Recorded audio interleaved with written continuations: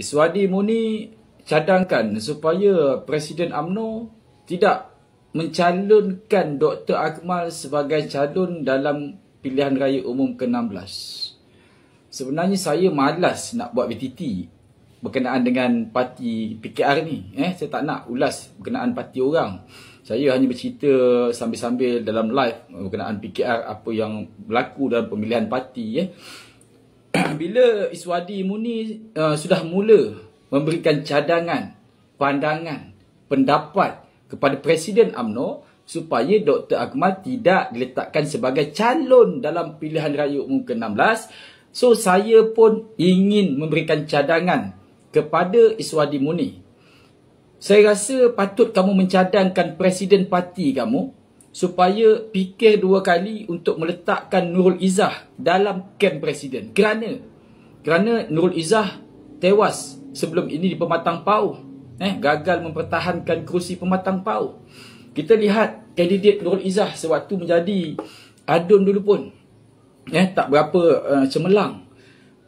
Apa yang berlaku hari ini, pergelutan dalam PKR itu, sampaikan Rafizi Ramli merajuk ingin letak jawatan, nak ambil cuti. Saya rasa Iswadi Murni lebih baik kamu hello Iswadi, ada tak? Iswadi ada tak? Ada. Iswadi, hello. Ada tak? Iswadi Murni ada tak? Iswadi, ada pun Iswadi.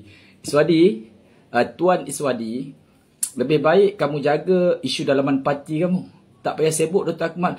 Dr. Akmal ada jawatan sebagai Ketua Pemuda UMNO Malaysia. Dr. Akmal sebagai exco yang berjaya hari ini telah pun membuat satu R&D berkenaan dengan padi, benih padi untuk kegunaan rakyat di negeri Melaka.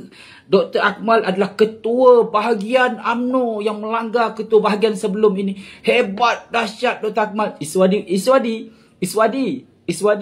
ada apa jawatan Iswadi ada jawatan ke di cabang? Iswadi ada jawatan ke dekat kerajaan negeri? Iswadi ada jawatan apa Iswadi, hello. Iswadi, cuba ulas sikit pasal perebutan jawatan Nurul Izzah dan juga timbalan presiden sekarang ni, iaitu Rafizi Ramli. Apa yang berlaku? Sebenarnya antara Nurul Izzah dan juga Rafizi, siapa kem presiden PKR? Dan satu lagi, Iswadi Muni, lebih baik, pandangan saya ni, pandangan pendapat saya, lebih baik Iswadi Muni ulas berkenaan dengan cadangan daripada Convention DAP Negeri Melaka. Cuba bagi pandangan.